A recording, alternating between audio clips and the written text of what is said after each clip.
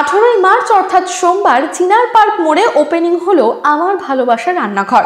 পুরো পশ্চিমবঙ্গ জুড়ে তাদের প্রচুর ফ্র্যাঞ্চাইজি রয়েছে এবং তার মধ্যে একটি হলো চিনার পার্ক মোড়ে আমিনিয়া রেস্টুরেন্টের একদম পাশে আমার ভালোবাসার রান্নাঘর।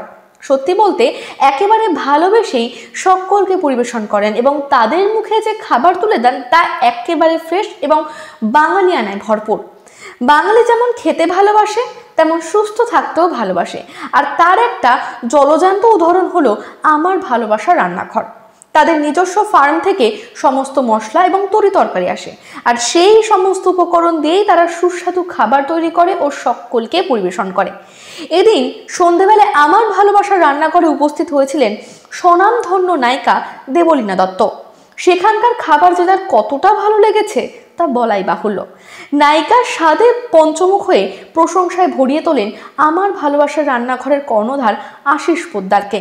তাহলে আপনিও দেখে নিন আমার ভালোবাসার রান্নাঘর যে কতটা ভালোবাসা দ্বারা তারা ফুটিয়ে তুলেছেন সাধারণ মানুষের সামনে। কতটা এনজয় করছি আজকের উদ্বোধনে? আমি তো খুব এনজয় করছি, কারণ আমি ব্যক্তিগতভাবে সব থেকে ভালোবাসি, আমার সব থেকে প্রিয় খাবার হচ্ছে সেই সব খাবার দাবার রান্নাবান্না যা বাঙালিয়ানায় ভরপুর। আমার সব থেকে প্রিয়, যেগুলো আমাকে সবসময় ডায়েটে থাকতে হয় বলে আমি খুব একটা খেতে পারি না, কিন্তু আজকে আমি খাচ্ছি। আমার সামনে সব রকমই রয়েছে, বাঙালি একটা প্ল্যাটারে যা যা থাকার কথা, নিরামিষ আমিষ সব রয়েছে। আমার টিম এখানে রয়েছে যারা আমিষ টেস্ট করে বলেছেন ভীষণ ভালো। আমি এটা একটা বাইট খেয়ে পনিরের কি এটা দাদা পনির ফ্রাই পাকোড়া, এটা আমার এত ভালো লেগেছে যে আমি পুরোটাই খেয়ে নিচ্ছি একটা বাইট খেয়ে। খুবই ফ্রেশ পনিরটা এবং খুব ভালো, এবং আমার এটা এত ভালো লেগেছে। আচ্ছা, আপনার রেস্টুরেন্টের ব্যাপারে আপনি একটু ডিটেল কিছু বলুন দাদা। আমাদের হচ্ছে franchise business all over India, আর আমরা কলকাতাতে এসেছি উমেন এম্পাওয়ারমেন্টকে আগে বাড়াতে। আমরা ফুড কার্ট আর franchise with staff all over India promote করছি। আর যেহেতু ইনি উমেন, যেহেতু ইনি একটা মিডিয়া ইন্ডাস্ট্রি থেকে আছেন, ফিল্ম ইন্ডাস্ট্রি থেকে আছেন, নিজেকে প্রুভ করেছেন, সেই কনসেপ্টটা অনেক ভালো লাগে। তাই জন্য আমরা চাইছি কি উমেনকে এম্পাওয়ারমেন্টটা দেখাতে। ইন্ডিয়া আগে পড়ছে, ইন্ডিয়ান উমেন্স আগে পড়ছে, সেটা আমরা প্রমোট করতে চাইছি। আর খাওয়া হচ্ছে একটা মেন সোর্স অফ নেসেসিটি জিনিস, এসেন্সিয়াল জিনিস, সেটা চাই। তাই জন্য আমরা লো কস্টে খাবার দিচ্ছি। Unlimited food, 499 veg. যেখানে এত কম্পিটিশন, বিভিন্ন রেস্টুরেন্ট বাঙালি থেকে শুরু করে এবং চাইনিজ থেকে শুরু করে প্রতিদিনও তো কিছু না কিছু করছে, সেই জায়গা থেকে কম্পিটিশন মনে হচ্ছে না? কম্পিটিশন মনে হচ্ছে না কেন কি, প্রথম কথা অল ওভার ইন্ডিয়া আমাদের 50টা আউটলেট আছে, কলকাতাতে 10টা আউটলেট খুলতে এসেছি। ডেফিনেটলি নিজেকে প্রুভ করেছি।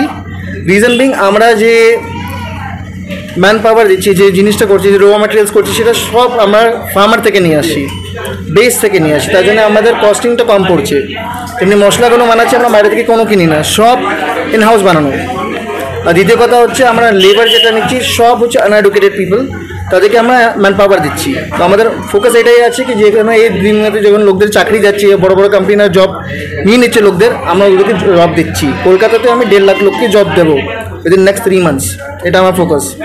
কর্মসংস্থান এবং খাবারের মেলবন্ধন একটা করবে। এই যে আপনি বললেন একদম আপনারা কালেক্ট করেন সেই ফার্ম থেকে বা মশলাটা ইনহাউস তৈরি করেন, এটা কি শুধুমাত্র কম্পিটিশনের জন্য মার্কেটে, নাকি এটা নিজেদের কোয়ালিটি এবং কোয়ান্টিটিটা বজায় রাখার জন্য? না, এটা প্রথম কথা হচ্ছে, এটা আমাদের দেশে যে মশলাগুলো হচ্ছে সেটা ওয়ার্ল্ডের বেস্ট মশলা, যেটা আমি মানি। আর তাই জন্যে আমাদের থেকে বিদেশিরাও এসে মশলা নিয়ে যায়, তো ওর কোনো কম্পিটিশন নেই। এখন যে লোকাল দোকানরা বলছে কি প্যাকেটওয়ালা মশলা দেয়, ওর মধ্যে অনেক মিক্সচার থাকে, সেটা কাস্টমারের জন্য ভালো না, হেলথের জন্য ভালো না। এই ফোকাসটা রেখে আমরা এটা করছি, না কি কোনো কস্টের জন্য বা কম্পিটিশনের জন্য। মেন ফোকাস হচ্ছে কি সার্ভিস ইন্ডাস্ট্রিতে আছি, লোকদেরকে সার্ভ করি, সেটা আমাদের মেন ফোকাস। আচ্ছা, আপনাদের কত মানে আনলিমিটেড বাফেটসে কত প্লাস আইটেমস আছে? 17 প্লাস আইটেমস থাকবে, আর তার সাথে নন ভেজে 20 প্লাস আইটেমস থাকবে। প্রাইস কি আছে? 17 প্লাস আইটেমস ভেজে থাকবে 499, নো ট্যাক্সেস, অল ইনক্লুডেড। আর এটা হবে নন ভেজ হবে 799, অল ইনক্লুডেড উইথ ট্যাক্সেস। নন ভেজে কি ওর মধ্যে চিকেন মাটন সব, চিকেন মাটন সব আনলিমিটেড থাকবে। বিরিয়ানি স্টার্টার্স হচ্ছে 3টে নন ভেজে, আর ভেজে হচ্ছে 2টো।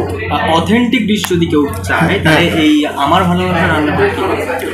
অথেন্টিক ডিশ খেলে প্রথমে আপনি যদি কলকাতা বিরিয়ানি খেয়েছেন, বিরিয়ানি সব জায়গায় খেয়েছেন, সেটা আপনি দেখতে পারবেন। যদি অন্য রেস্টুরেন্টে খান তো অথেন্টিক বাঙালি বিরিয়ানি পাবেন না। আমাদের যে শেফটা হচ্ছে তার এক্সপিরিয়েন্স হচ্ছে 45+ ইয়ার্স।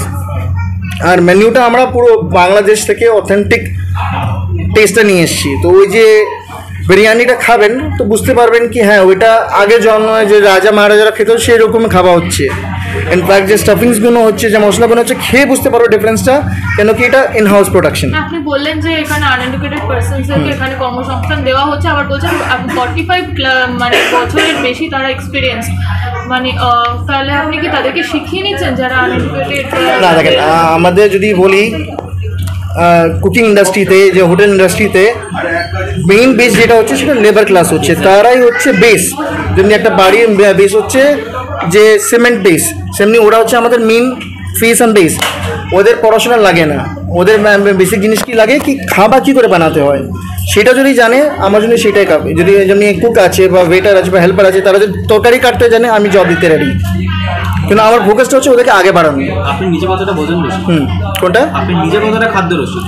আমি তো দেখে বোঝা যাচ্ছে অনেক বেশি খেতে ভালোবাসি, আর এটা হচ্ছে বেসিক্যালি প্রমোশন করার জন্যে না, এটা হচ্ছে আমার নিজের প্রিয় জিনিস সবকটা। হ্যাঁ, সবকটা আমার ফেভারিট জিনিস হচ্ছে। আর যে যেমনি শুক্তো আপনি অন্য জায়গাও খেতে পারেন, পোস্ত অন্য জায়গায় পেতে পারেন, কিন্তু আমারটা খেয়ে দেখবেন আপনি বলতে পারবেন অসাধারণ। রিজন বিং ট্রাই করে দিই, আমি চাটনিতে ডুবিয়ে দিচ্ছি, এটাও আমার খুব প্রিয়। হ্যাঁ, চাটনিটাও ফ্যান্টাস্টিক, এত ভালো এনাদের খাবার। কেমন কি বুঝছো দিদি? আমি আগে শুক্তোটা খাই, আমার পনির পকোড়াটা তো ভীষণ ভালো লেগেছিল। শুক্তো আমার খুব প্রিয়, ইট ইজ ভেরি ভেরি অথেন্টিক। আমি বাঙালি হয়ে বলছি, শুক্তো খেয়ে বাঙালিরা বড় হয়েছি আমরা, but this shukto is fantastic, absolutely fantastic. মানে আমি এরকম করে খাই না, আমার টিম জানে, but it's very good, so I am having.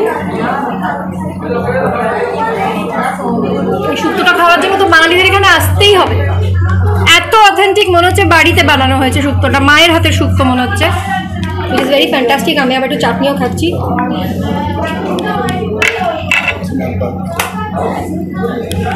এটা গ্যারান্টি দিতে পারি, no one can eat just one. যেখানে আসবে একবার আসবে, বারবার আসবে।